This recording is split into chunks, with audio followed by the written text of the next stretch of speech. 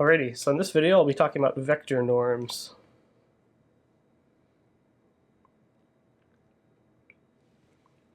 So before we talk about vector norms, we first have to talk about vector spaces. So a vector space is defined over a field, F. So usually this is going to be the real numbers or the complex numbers. For us, we're basically always going to deal with the real numbers in this class, with a few exceptions. But just take F to be the real numbers, and you'll be fine. Right, so a vector space is a set V equipped with vector addition and scalar operations that satisfies kind of this laundry list of 8 properties. So I'll quickly just go through them. You can pause and think about them if you want. But the first one says that the vector addition operation has to be associative, meaning that we can swap parentheses around however we want. The second property is kind of the same thing, but for commutativity. So if I swap the order of a vector, it doesn't change the result when I add them. The third property is that there has to exist a zero vector, such that when I add it to any vector in my space, it doesn't change. The fourth property is the existence of additive inverses. So for any vector I might have in my vector space, I have to be able to find a negative version of the vector, such that when I add the two, I get back to 0. The fifth property says that scalar multiplication has to be associative, like we're used to. The sixth property says there has to be a scalar multiplicative identity. So what this means is that there's always a number, and for us it's always just going to be 1. So 1 times v has to be equal to v. That 1 has to exist. Right? There has to be some scalar that I could stretch my vector by that doesn't actually scale it at all. Property 7 is that addition has to be distributive across vectors. So if I consider a scalar a times vectors u plus v, this has to be equal to a times u plus a times v. And then finally, the last property is that multiplication has to be distributive. So if I consider adding two scalars a and b, and then multiplying by v, I have to get back just a times v plus b times v. Right. All right, so now we're going to define a vector norm. So what is a vector norm? So given a vector space v, a vector norm is a function which is going to be from our vector space to the non-negative reals. So this could be 0 or anything positive, any positive real numbers. And so what are the properties that it has to satisfy to be considered a vector norm, for this function to be considered a vector norm? Well, for any element of our vector space, so this kind of upside down a means for all, if you haven't seen this before. For all x in our vector space, the vector norm has to be positive, or at least non-negative. So it can be equal to 0 or greater than 0. The second property is that I can only actually be 0. My norm can only return 0 if and only if the vector itself was the 0 vector that we just talked about on the last slide. So only the 0 vector can return a norm of 0. The third property has to do with scalar multiplication times a vector. So if I take any scalar alpha, so this is just some real number, complex number if we were doing complex numbers, alpha times x, if I take the norm, this has to be equal to the absolute value of alpha, or the magnitude of alpha if it was a complex number, times just the norm of x. So basically it tells us we can move multiplication by a scalar in and out of the norm as long as we're keeping track of taking the absolute value or the magnitude. So this has to be true for all x and v, and also for all alpha in our field, which is just usually going to be the real numbers. And then finally, the last property we have to satisfy to be a vector norm is the triangle inequality. So I'm going to write triangle equality. And so what does this say? It means that for any x and y, any two vectors x and y in our vector field, if I take the norm of their sum, this norm has to be less than or equal to the sum of the two norms. So it's a pretty simple property to satisfy. And so if I came to you with a function and I claimed to you that it was a norm, you would have to then check that the function satisfies these 4 different properties. And the first 3 are usually pretty easy to check. It's usually the 4th one that might take a little bit more work to verify that your function does actually satisfy the triangle inequality property.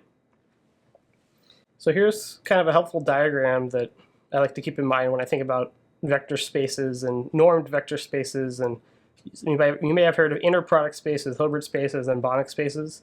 There's a lot of different spaces, so I just like to have a diagram that kind of tells me which ones are special cases of the other. So if vector spaces is our big umbrella, we can take a vector space and then equip it with a norm, which then gives us a normed vector space.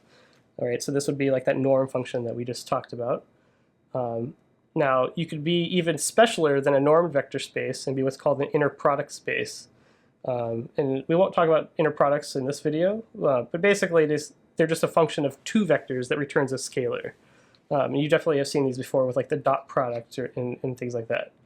I'll just note you can always, so why are inner product spaces a special case of normed vector spaces? Well, if I had an inner product, you can always define a norm, and you can check that it satisfies the definition of being a norm just by having this inner product being there.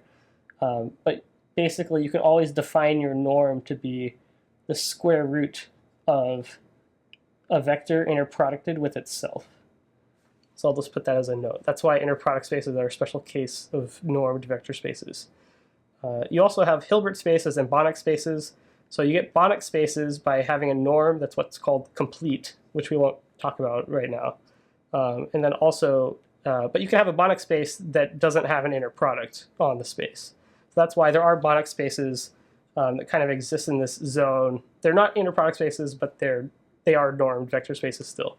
And then finally, you have Hilbert spaces, which are kind of the specialists of all of these, which is you have an inner product, you have a norm, and you're complete by, and I'm not going to define completeness right now. So now that we've talked about vector spaces and putting norms on vector spaces, we're going to talk about some examples of these objects. So the one you're probably most familiar with is Rn. So Rn would be the set of tuples of real numbers of length n.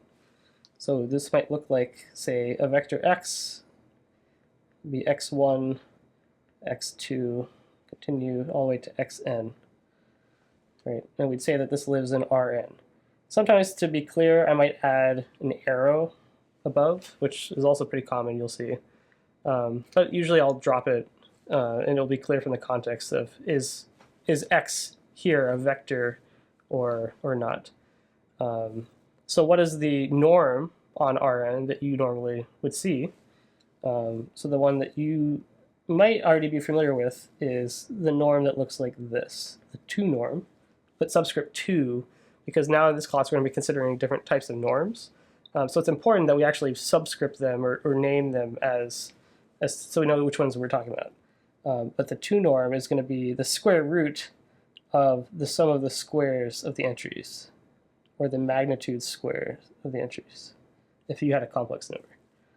So sum from I equals 1 to n.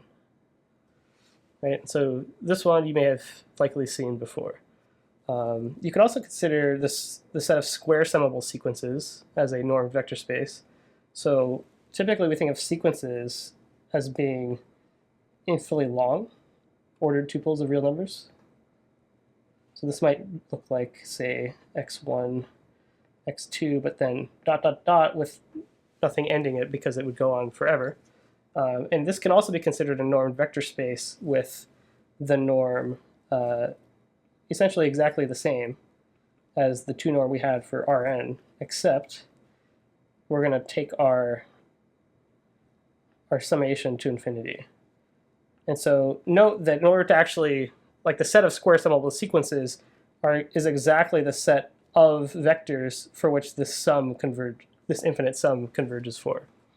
So that's kind of a condition for being in the set, but once you're in it, it becomes a vector space with that norm. Right, so another example that comes from functional analysis, we won't talk about this at all in our class, I just thought I'd mention it in case you're interested in analysis, or you might take some courses later on. But these LP spaces, so what are these? These are the set of measurable functions, which this would be something from measure theory, which we're not going to touch at all this class. So measurable functions f defined on a domain omega such that the p norm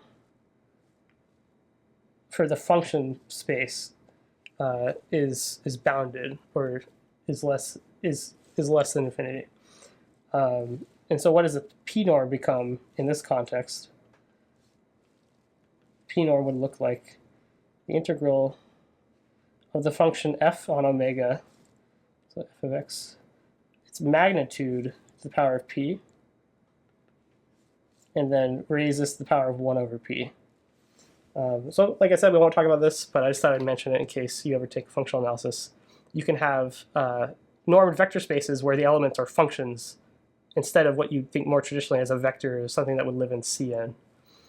And then finally, another example that we actually will see a lot in this class is Rm by n or Cm by n. So what I mean by this is a set of real numbers but ordered kind of in a matrix where you have dimensions m by n. And so the entries could be real or they could be complex depending on which of the two that I'm talking about. Right? And so you can always think of you could think of this as being kind of equivalent to a vector in Rmn, right? But it's really convenient for a lot of the notation to keep it separate, is to actually explicitly denote it the m times n, right? And so here we're going to see later, probably in the next lecture, we'll talk about matrix norms. So just like you can consider vectors as having a vector norm, it could be, say, the L2 vector, or the 2 norm, or any of these other vector norms we're about to talk about in the rest of this lecture. But there's also, you can put norms on matrices and think of matrices themselves as being vectors in a vector space. So this is kind of a notational terminology that may be confusing at first, but you'll be able to get comfortable with it as we go through the course. Okay, so now for the rest of this video, we're going to be talking about vector norms on Rn. So we're no longer considering abstract vector spaces, we're now just living in Rn.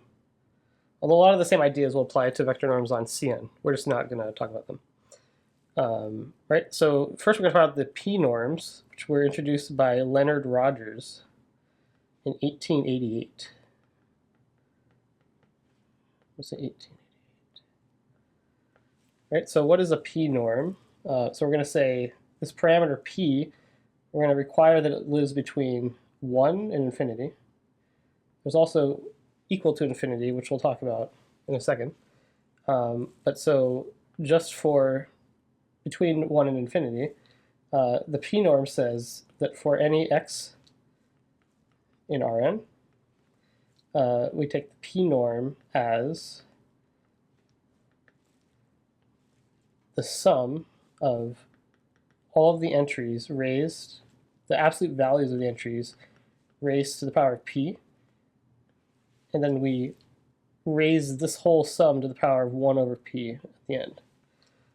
So this is the definition of the p norm, and you can verify that it satisfies all the 4 properties of norm on Rn. I'll just point out that if you set p equal to 2, then you get back exactly the Euclidean norm, or the 2 norm that we had just talked about. So the p norm is kind of a whole family of different norms parameterized by this parameter p. There's also the L infinity norm, which you can see is kind of a limiting case of sending p to something very large here. And so what the L infinity norm is defined as is just the largest absolute value entry. So I say take the max over all the indices of the absolute value of xi. And you can see that this is consistent. You can play around maybe numerically and see that if I set p to be very large in the first definition up here, that it would basically be returning back this definition of the L infinity norm. Yeah, maybe we can prove that the L infinity norm is in fact a norm. I'll skip the first 3 properties. Maybe you can do them pretty quickly. But what we're going to do is just check that the triangle inequality is satisfied for the L infinity norm. So how do we check this? So we're going to say, so for any x and y in my vector space, which is now Rn, I need to check. So I'm going to start with x plus y, the L infinity norm of x plus y. And I need to check this is bounded above by the sum of the L-infinity norms of x and y, x plus y. How do we check this? So let's just insert the definition that we have. So the max over 1 is less than or equal to I less than or equal to n of the absolute value of xi plus yi. Okay, so that's just, we're inserting the definition. But now we're going to note that this is bounded above by the maximum of, over all the indices again, of absolute value of xi plus the absolute value of yi. So the reason you can do this is because we're basically applying the triangle inequality for just scalar numbers, right? So if I look at for each indice fixed, apply the triangle inequality, which is true, the absolute value function satisfies this for the real numbers. So that's all we did to get to do that step. Okay, and so then now we're going to say, well, because I can separate xi and yi now, I can maximize these guys separately. So I say the maximum of 1 is less than or equal to I, so that's equal to, so that's n xi plus the maximum of 1 I and yi, an absolute value. But then if I look at these two terms, these are exactly just the definitions of the L-infinity norm of x and the L-infinity norm of y. So what we've done is we have just checked that the L-infinity norm satisfies the triangle inequality. And you can check the first three properties if you want to verify all of this. So what I'm showing you here is a diagram illustrating the differences between these different LP norms that we just talked about. So what am I plotting here? I'm plotting the unit balls for each of these LP norms for different values of p, going from 0.2 to infinity. So what exactly am I plotting? I'm plotting the set for each value of p. I'm plotting the set, the values of the vectors x and r2, such that the p norm is equal to 1 on this set. And so you'll see that when p is 1, we get this diamond shape. When p is equal to 2, we get just a perfect circle, which you may have seen probably this before somewhere. And then when p is infinity, we get this square. And then in between, you get this kind of interpolatory behavior. This is kind of a misleading diagram because actually, let's say these two plots here, the values of p, for these values of p, the LP norm is not a norm. Right, so in the definition I said p had to be greater than or equal to 1. And so let's talk about why it's not a norm when p is something less than 1. So what happens when p is less than 1? So I'm not going to consider all p less than 1. I'm just going to consider p is equal to 0. And so notice that some of these operations may not be defined. But if we take the limit of p going to 0 from the right, we can show that if we define the L0 norm like this, let's say, right, that this is going to equal the number of non-zero entries in the vector x.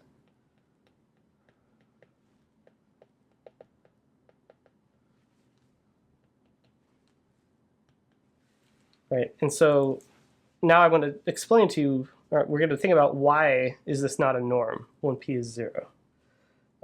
So first we can ask, does it satisfy the triangle inequality? Right, so this is typically the hardest one to satisfy, or the hardest one to check that is satisfied. So let's check this one first.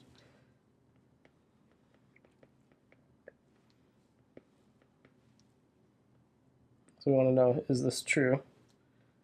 And so if you think about this, so the L0 norm is counting the number of non-zero entries in X.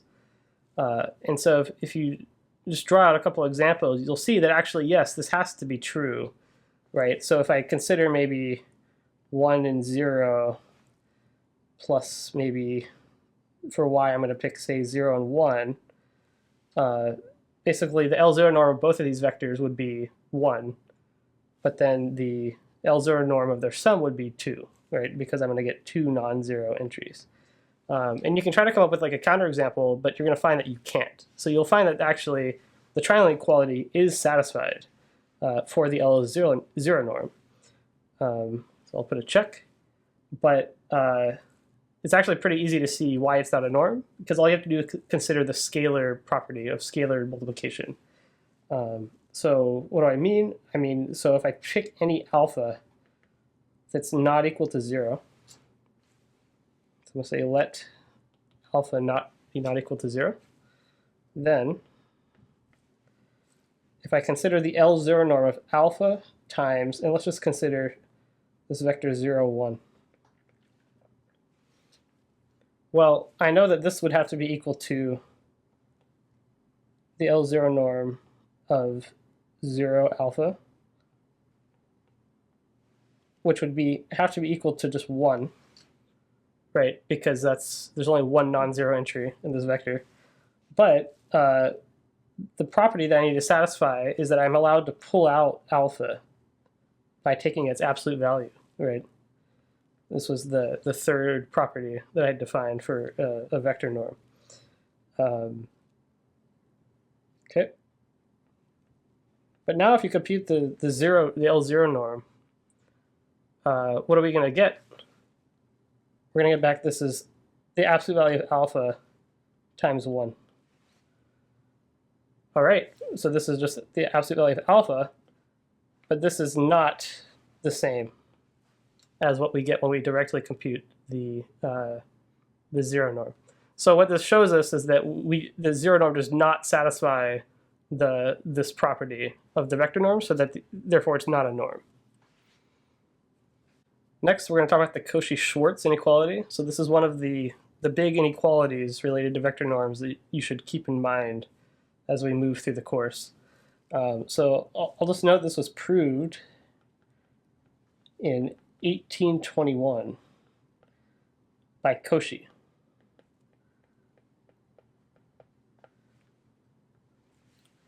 So what does the Cauchy-Schwarz inequality says? It says that if we take and here I'm writing the Euclidean inner product. If I take the inner product of any two vectors x and y, and say I want to try to bound how big could this inner product be, or how small could it be, I can get a concise bound if I say, okay, the inner product of x and y, I take its absolute value, and what I know is that this has to be less than or equal to the 2 norm of x times the 2 norm of y. And this isn't that hard to prove. I'm not going to have you prove it on the problem set, and I'm not going to show you the proof either. I'm going to skip it. But this is a fundamental inequality that we should keep in mind as we think about vector norms. One thing I'll just also note is that equality in this inequality, so when does one of these two sides actually equal to each other? It only happens when x is in the span of y and y is in the span of x. Right? So only if they are linearly dependent will you have equality in this expression. Okay, so now that we know the Cauchy-Schwarz inequality, we can ask why is the Euclidean norm a vector norm, right? So the 2 norm that we talked about, that you probably have been familiar with already, why is this a norm? And so I'll just write out the definition again so we have it. It's 2 norm of a vector x is equal to, and I'll just write it kind of succinctly as xi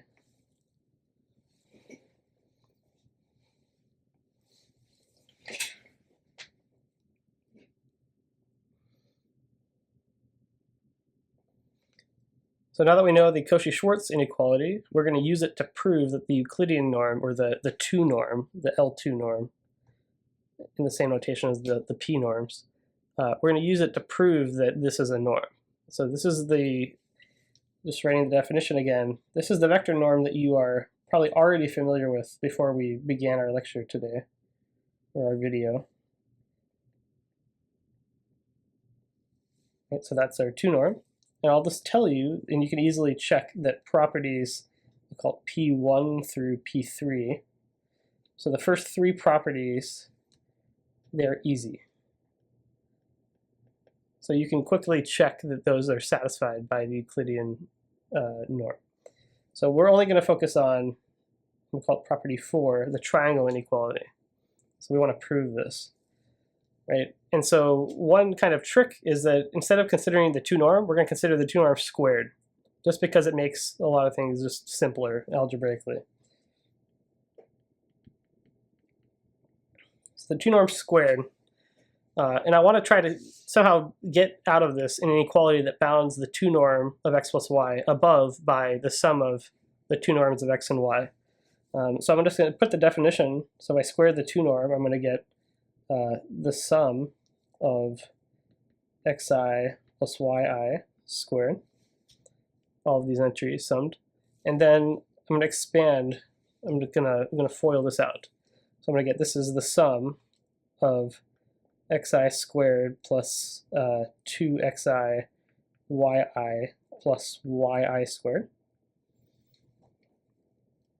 Then I can separate some terms, or separate the sum for some of these. So I can get this sum of xi squared plus the sum of the yi squared plus, I'm going to say 2 times the sum of xi yi. Right? And so one thing I'm going to note is that these first 2 terms are exactly the 2 norms squared of x and y, the vectors x and y, right? And then this last term, the sum of xi times yi is just the dot product, or just the inner product, right? So this inner product I just written on the previous slide. So we 2 times the inner product of x and y. And so if I want to somehow, I'm trying to get a upper bound on the 2 norm of x plus y. So I'm just going to say that I can bound above 2 times this inner product by the same thing, but replaced with the absolute value, because the absolute value will not decrease the value of 2 times the inner product of x plus y. So what I mean is I'm going to get this plus 2 times the absolute value of the inner product of x and y. And sorry, here I should have a less than or equal to sign, right? Because now I'm applying an inequality to get here. And then now I'm going to apply Cauchy-Schwarz to this step. So here I'm going to get, this is less than or equal to the 2 norm of x squared plus the 2 norm of y squared. Right, so I'm going to get 2 absolute value of x, 2 norm, and then the 2 norm of y. Sorry, there was no absolute value there.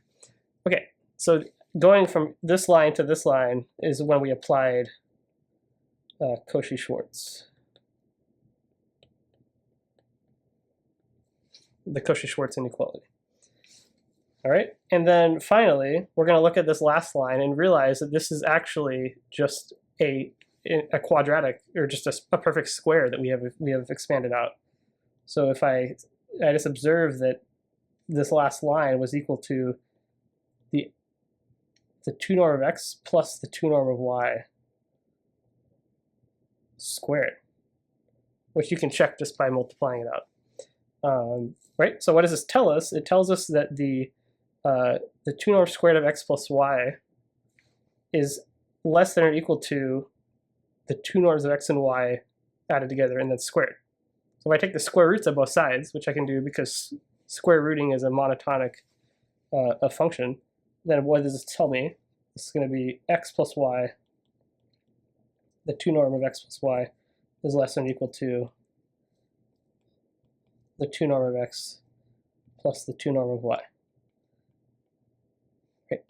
So we are done. We've checked that the Euclidean norm satisfies the triangle inequality, and we've done this using the Cauchy-Schwarz inequality. So here's another example of a norm that I want to check actually is a norm. And so I'm going to call this the D norm, because what I'm going to say is I'm going to have a diagonal matrix D, and with strictly positive diagonal entries. So D consists of a diagonal matrix with these DIs, D1 to Dn, And all of them are positive numbers. They can't be 0 or negative. And so I'm going to define this norm that says, okay, how do I evaluate the d norm? Well, I evaluate the square root of the input vector dotted with d times the input vector. So kind of in dot notation, I'll get dot transpose d dot. And then the square root of that is my d norm. So how do we check that this is a norm? So maybe let's look at first properties 1 / properties 2. Well, so the d norm, and like I said, it's usually convenient to just square the norms, at least for the ones that we're considering here, instead of thinking about the norm directly, because you have the square root kind of in the middle.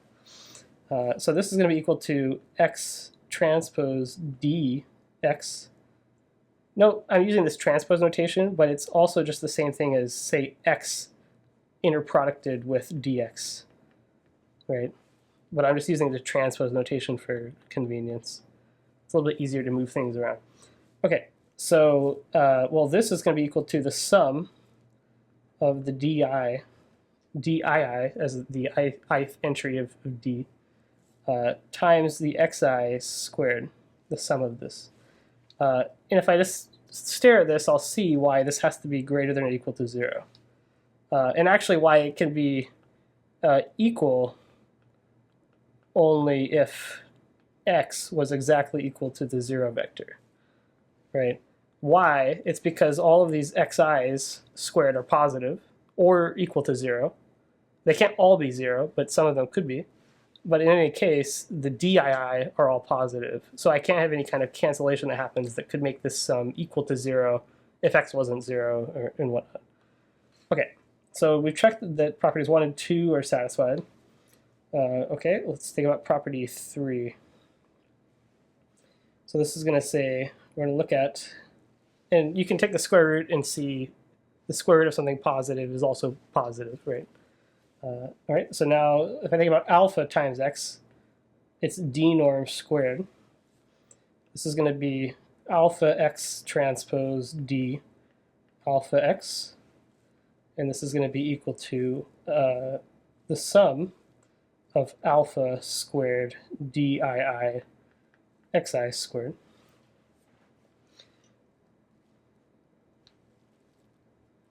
Okay, and what can I do is I can just pull out the alpha squared. So this will give me dii xi squared.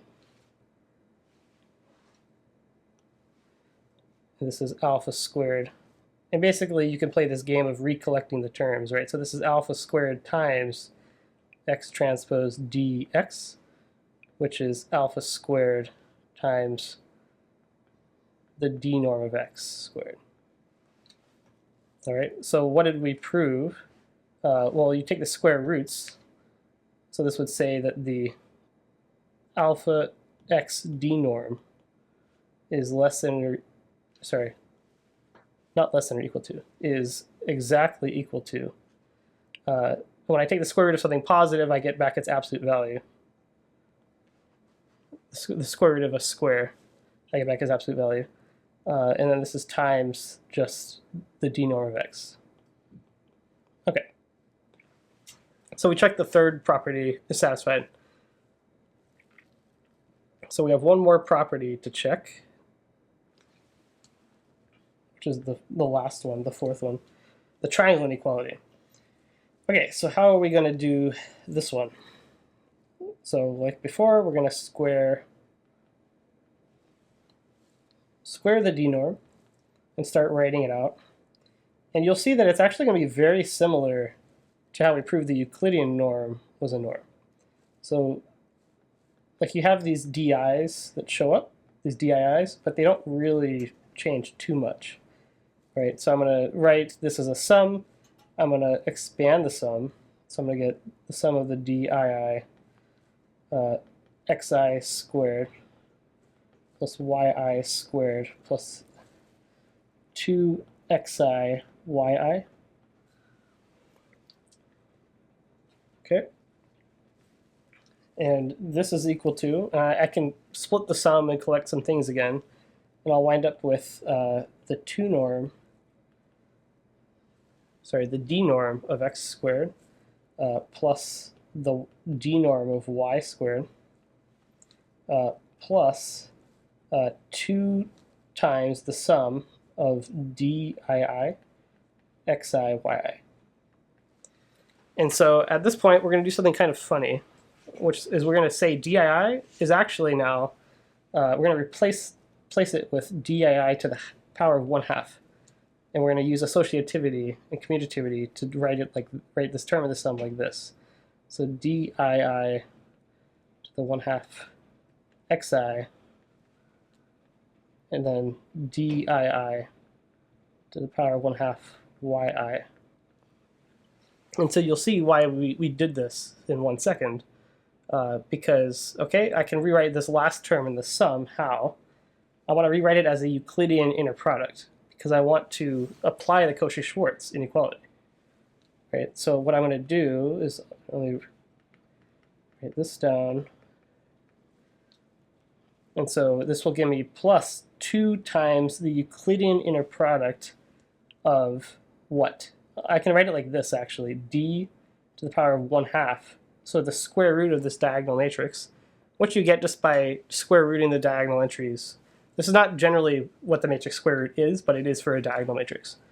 D to the power of 1/2 times x, and I've inner producted this with d to the power of 1/2 y. The point is, now I have the Euclidean inner product here still. So what I'm going to do is I'm going to apply that same inequality just by saying I can replace this term with its absolute value and upper bound it. So this is going to be less than or equal to x, copy that, plus 2 times the absolute value of the inner product of d to the 1/2 x, d to the 1/2 y. And then I'm going to apply Cauchy-Schwarz just like we did when we proved the Euclidean norm was a norm. So this will be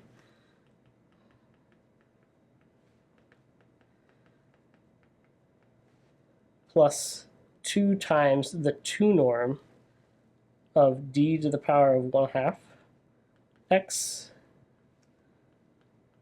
times d to the power of 1/2 y. It's 2 norm. Okay. So we're almost done. So all this mark, this was Cauchy-Schwarz.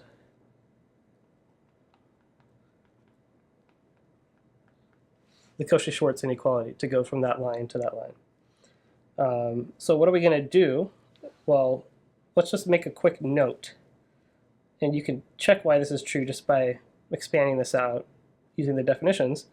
The d norm of a vector x is equal to the 2 norm of d to the power of 1/2 x.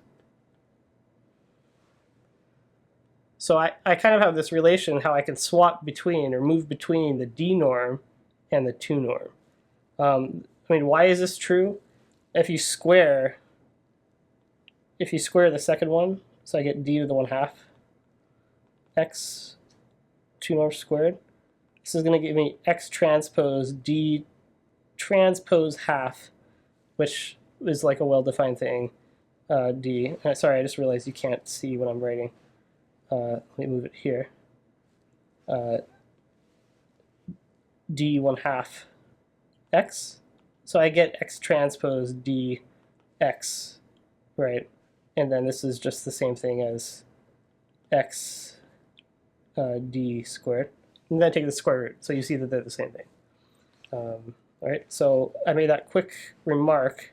So we're going to use that to kind of clean up our formula and then see why the triangle inequality is satisfied for this case. So let's just continue. And so this is going to be, essentially this is equal to x d norm squared plus the d norm of y squared plus 2 times the d norm of x times the d norm of y, which, like before, you just see that this is a perfect square. right? So this is equal to the d norm of x no longer squared plus the d norm of y squared, all of this squared. And then you take the square root, and then basically that's how we get the triangle inequality. So I'm going to say P4 is satisfied.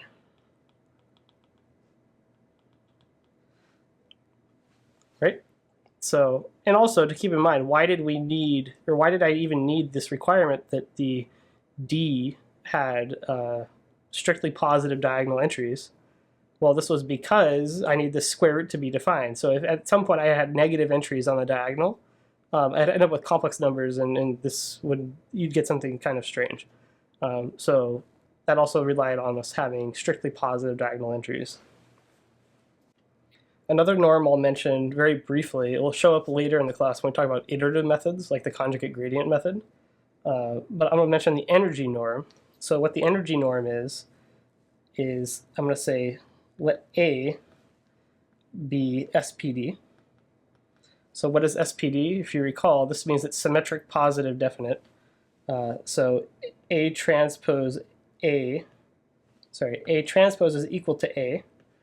And for any x in Rn, I know that x transpose AX has to be strictly positive. And because it's SPD, you know that this is kind of this if and only if. So this can only, both of these things can only be true if I can find a spectral decomposition of A as the product of a orthogonal matrix P times a diagonal matrix lambda, which contains the eigenvalues, and then times the transpose of P, right? So this P is orthogonal, and this lambda is diagonal, right? So if A is SPD, then this is true, and what would have to be true in this case is that the lambda i's have to all be positive. So all the eigenvalues that are on the diagonal of this capital lambda, if those would have to be strictly positive for A to be SPD. This is kind of an if and only if statement. So how do you define the energy norm? So if I take my energy norm for a matrix A, an SPD matrix A, it would be defined as, I'm going to denote it with a subscript A. This is equal to the square root of the dot transposed with A times and then the dot. Right, so the input transpose A input. And this mirrors exactly what we just talked about for the D norm, this diagonal matrix norm, except actually kind of the most general case is that it's not that this D is diagonal, but the D is SPD. And so that's how you rise up these energy norms. And so these were first really considered in 1952, actually, by Hestins and Stiefel. And this was when they were examining the conjugate gradient method, which we'll talk about later in the class. And actually, on the homework, on the problem set that I've given you, I want you to prove that the energy norm is in fact a norm. So how will you do this? Well, you'll have to verify the 4 different properties that we talked about for a vector norm, are satisfied by the energy norm. Now, I'll give you a hint. The way that you do this is that you use you'll need to use the eigen decomposition. And if you use the eigen decomposition, then the proof is very similar to what we just did with the diagonal norm. But you'll have to fill in the details for the problem set. Okay, so the final topic of this video is norm equivalency, or the equivalence of vector norms. So what do we mean by this? So we say that 2 vector norms on the same space, we say that they're equivalent. So I'm going to denote them by different subscripts. So I'm just going to pick, say, lowercase a and lowercase b, but just denoting the fact these are 2 distinct vector norms. And so we say that they're equivalent if I can find some 2 positive constants where I can form this bound of one norm in terms of the other. right? So it says that there exists some positive constant C1 and C2 such that for all elements of my vector space, I can lower bound the, say, this A norm by C1 times the B norm. But then I can also upper bound it by another constant C2 times the B norm. And so here we say that the two norms are equivalent if you can find such two constants that makes this true for every vector in the vector space. Not just true for some of them, but for all of them. What are some examples of such norm equivalencies? We'll say example. So one thing that's true, which you might prove some of these in the problem set. So for all x in Rn, the infinity norm is less than or equal to the 2 norm. So you can prove this is true. And you can also prove that the 2 norm is less than or equal to the square root of n times the infinity norm.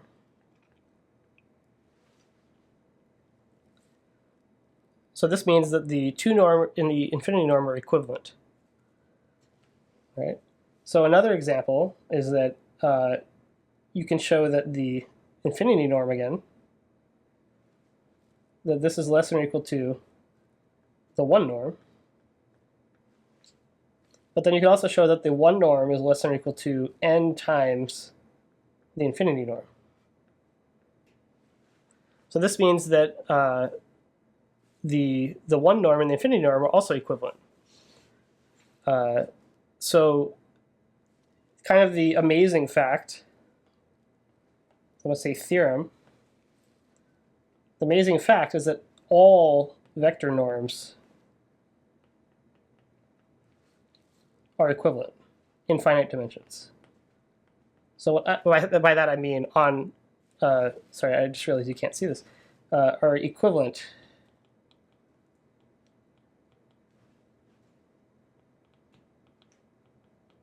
in finite dimensions. So what I mean by finite dimensions is this, that we live in Rn, or say in Cn. And so, right, so if I come to you, come to me with any two distinct vector norms that they satisfy all the properties of a norm, then you can show that they are equivalent. It might be even analytically impossible to find the constants, but they do exist, and that all these, the two norms would be equivalent. So this is kind of the astounding fact, maybe. The proof is not too hard. We're not going to talk about it, but it uses some analysis. So if you're interested in analysis, you can go look up the proof, or you can ask me for it, and I can give it to you. But essentially, it goes, you can show that all norms are equivalent to the 1 norm, and then you can proceed from there. All right, so I think that ends this video on vector norms. The next video, we'll be talking about matrix norms.